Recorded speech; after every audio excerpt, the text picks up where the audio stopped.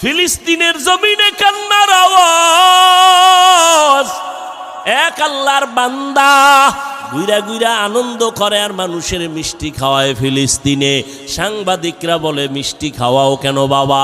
বলে, আমার দুইটা সন্তান আল্লাহর রাস্তায় শহীদ হয়ে জান্নাতি হয়েছে, আমি আনন্দিত, আমি অনেক খুশি। আমার সন্তান বিনা হিসাবে শাহাদাতের মর্যাদা নিয়ে জান্নাতে গেছে, এজন্য আমি আনন্দিত। আমি নিজেও রেডি হয়ে গেলাম আল্লাহর সাথে মোলাকাতের জন্য, শাহাদাতের দরজা দিয়ে চলে যাব। ও নবীর আশিক ও যুবক, দুই ফোঁটা চোখের পানি ছাড়ো। কান্না যদি না আসে মনেরে বুঝাও, তোমার কপালে বুঝি আল্লাহ বেজার হয়ে গেল গুনার কারণে, মা বাবা বুঝি বেজার হয়ে গেল। তাড়াতাড়ি মা বাবার থেকে দোয়া নেও। বাবায় যদি তোমার পাশে থাকে দোয়া চাইও। বাবায় যদি মাথায় হাত দিয়া দোয়া করে দেয় সাথে সাথে কবুল হবে। বাসায় গিয়া মাকে বলিও, মা আমার কপাল কেন এত খারাপ, আমার চোখে কেন পানি নাই? ওরে আমার মাওলার কোরআন, আরে আমার মাওলার আযাবের ভয়, পাথর থেকে পানি প্রবাহিত হয়। ও মানুষ, এত নিষ্ঠুর কেন হইছো? তোমার চোখে কেন পানি আসবে না রে বাবা? ও মানুষ, তোমাদের কলব এত শক্ত কেন? পাথরের থেকেও কি তোমাদের কলব শক্ত হয়ে গেল? জাহান্নামের ভয়ে তাকায়া দেখো, কিছু পাহাড়ের পাথর থেকে পানির ঝর্ণা, মনে হয় ঝর্ণা না, ওরা জাহান্নামের ভয়ে কাঁদে। আবার কিছু কিছু পাথর থেকে টপকে টপকে পানি পড়ে, জাহান্নামের আযাবের ভয়। কারণ আল্লাহ কোরআনের অন্য জায়গায় বলেন, ওয়াকুদুহান নাসু ওয়াল হিজারা, জাহান্নামের ইন্ধন হবে মানুষ আর পাথর।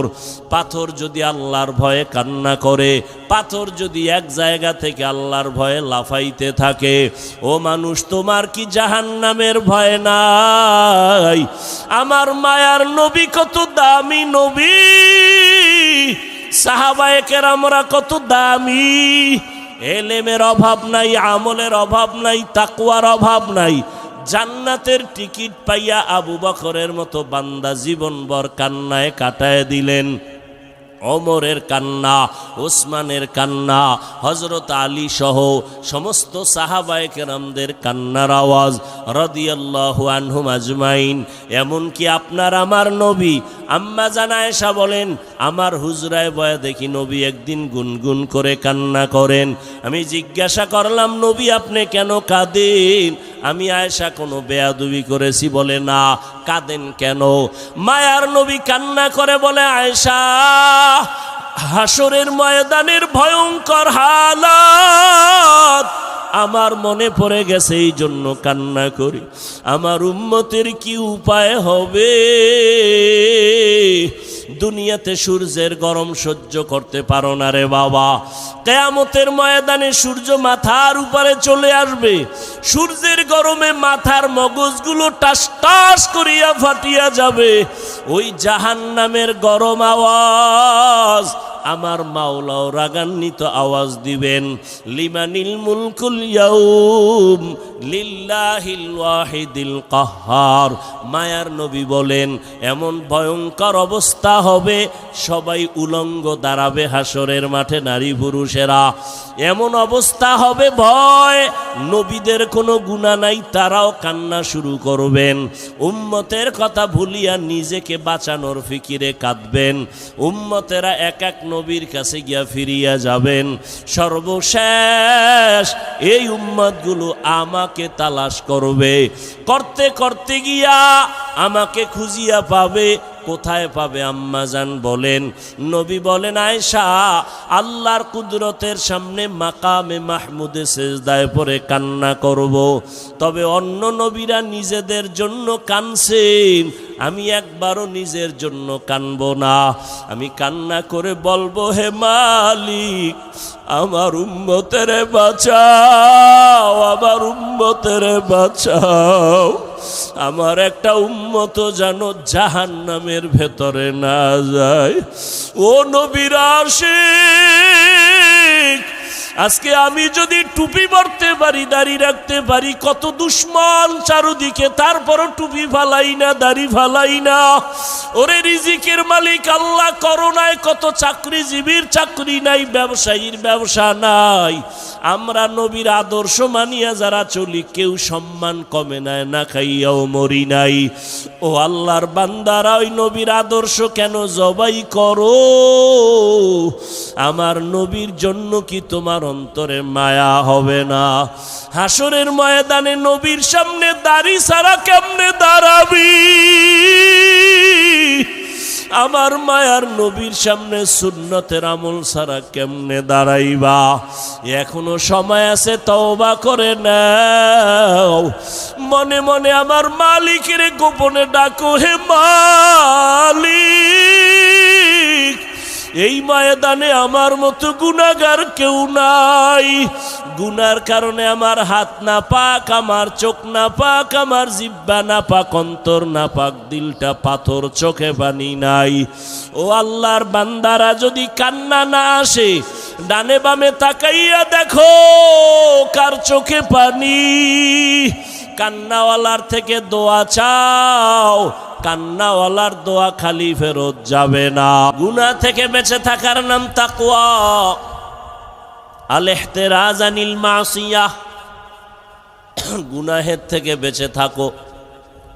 এটাকে সহজ ভাষায় এভাবে বলি, গুনাহ নেক আমল করতে পারো বা না পারো, গুনাহ করা যাবে না, এর নাম তাকওয়া। নেক আমল করতে পারো বা না পারো, গুনাহ করা যাবে না। কারো প্রশংসা করতে পারো বা না পারো, বদনাম করা যাবে না। কারো উপকার করতে পারো কি না পারো, কারো ক্ষতি করা যাবে না, এর নাম তাকওয়া। قال النبي صلى الله عليه وآله وسلم اتق المحارم تكن أعبد الناس। পয়গম্বর বলেন, আল্লাহর নিষিদ্ধ জিনিস থেকে নিজেকে বাঁচাও, তো আল্লাহর কাছে তোমার মর্যাদা বেড়ে যাবে, মানুষের মাঝে তোমার সম্মান বেড়ে যাবে। আল্লাহ কোরআনে বলেন, ওয়া আম্মা মান খাফা মাকাম রাব্বিহি ওয়া নাহান নাফসা আনিল হাওয়া ফাইন্নাল জান্নাতা হিয়াল মাওয়া।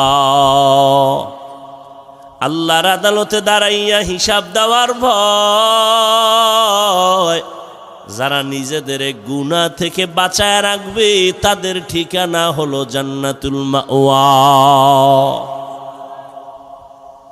আল্লাহ তাআলা বলেন, যারা রবের সাথে মোলাকাত করতে চায়, হে নবী বলে দেন, তাদের জন্য কর্মসূচি দুইটা। কাদের জন্য? যারা রবের সাথে মোলাকাত করতে চায়। যারা চায় না, ওদের কোনো কর্মসূচি নেই। যারা চায়, রবের সাথে মোলাকাত করতে চায়, তাদের জন্য কর্মসূচি দুইটা। এবার রবের সাথে মোলাকাত কে করবে? চিন্তার বিষয়, রবের তো চিনেই না, চিনলে না মোলাকাতের চিন্তা। এরে আল্লাহর গোলাম, একটা মানুষ আমাকে চিনে না, মসজিদে নামাজ পড়লাম, ওযু বানাইতে গেছি, মানুষ ধাক্কা দিয়ে কয় সরেন ভাই সরেন। আমারে ধাক্কা দিয়ে সে বসে গেল, ওযু করলো, আমি চুপচাপ দাঁড়ায় রইলাম। হঠাৎ কইরা যখন কারো থেকে শুনছে, কুয়াকাটার বান্দা হাফিজুর রহমান জিব্বায় কামড় দিয়া কয়, হুজুর মাফ করে দেন। যে যারে চিনে না সে তাকে মানে না, যে যাকে চিনে সে তাকে মানে। বলে কেমন মানে? বলে মানার মতো মানে। বলে কেমন? কয় জীবন দিতে রেডি। ও যুবক, ভালো করে বুঝো, তুমিও মুসলমান, আমিও মুসলমান। ও যুবক বাবারা, তোমার আল্লাহ আমার আল্লাহ দুইজন নাকি একজন? সত্য কথা স্বীকার কর। তোমার আমার নবী এক না দুই? তোমার কোরআন আমার কোরআন, তোমার ধর্ম আমার ধর্ম, তোমার কালেমা আমার কালেমা, তোমার কাবা আমার কাবা। তুমি আমি দুনিয়াতে আসছি সিস্টেম, নাকি তোমরা লঙ্গি পরে আসছো? কথা কয় না। বিদায় বেলা আবার যেদিন ঘন্টায় বাড়ি পড়ে যাবে, সেদিন মরণের কাফন হবে সংখ্যায় কয়টা? কয়টা?